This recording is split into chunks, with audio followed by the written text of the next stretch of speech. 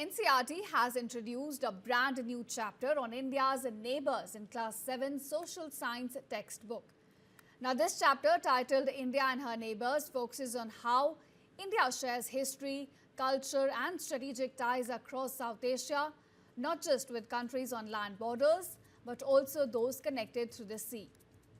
On Pakistan, the chapter says that relations remain difficult because of partition, multiple wars and terror attacks backed by the Pakistani army, which have blocked normal ties.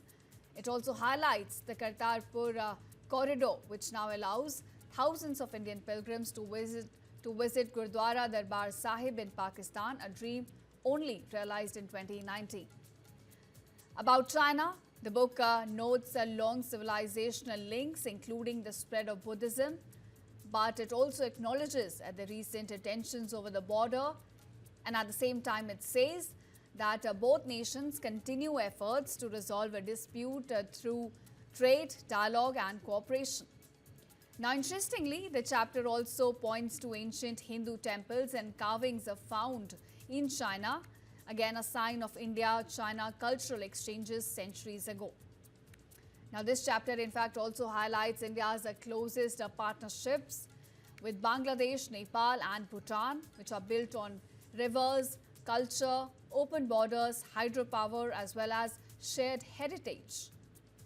With Sri Lanka and the Maldives, the chapter underlines a deep cultural overlap as well as India's role as a reliable first responder during crisis, right from 2004 tsunami to in fact the recent 2014 Maldives water emergency. The chapter concludes by saying that India's ties with its neighbours are shaped by thousands of years of trade, culture and civilization, making India a central and strategic power in the region.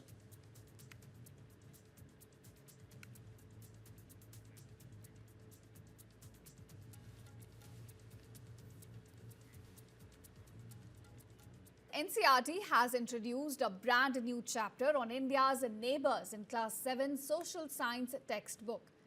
Now, this chapter, titled India and Her Neighbours, focuses on how India shares history, culture and strategic ties across South Asia, not just with countries on land borders, but also those connected through the sea. On Pakistan, the chapter says that relations remain difficult because of partition, multiple wars and terror attacks backed by the Pakistani army, which have blocked normal ties. It also highlights the Kartarpur corridor, which now allows thousands of Indian pilgrims to visit Gurdwara Darbar Sahib in Pakistan, a dream only realized in 2019. About China, the book notes long civilizational links, including the spread of Buddhism, but it also acknowledges the recent tensions over the border, and at the same time it says that both nations continue efforts to resolve a dispute through trade, dialogue and cooperation. Now, interestingly, the chapter also points to ancient Hindu temples and carvings found in China, again a sign of India-China cultural exchanges centuries ago. Now, this chapter in fact also highlights India's closest partnerships with Bangladesh, Nepal and Bhutan, which are built on rivers, culture, open borders, hydropower as well as shared heritage.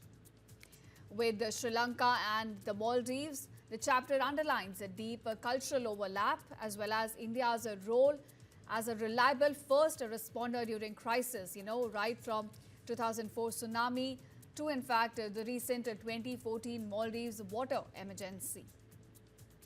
The chapter concludes by saying that India's ties with its neighbours are shaped by thousands of years of trade, culture and civilization, making India a central and strategic power in the region.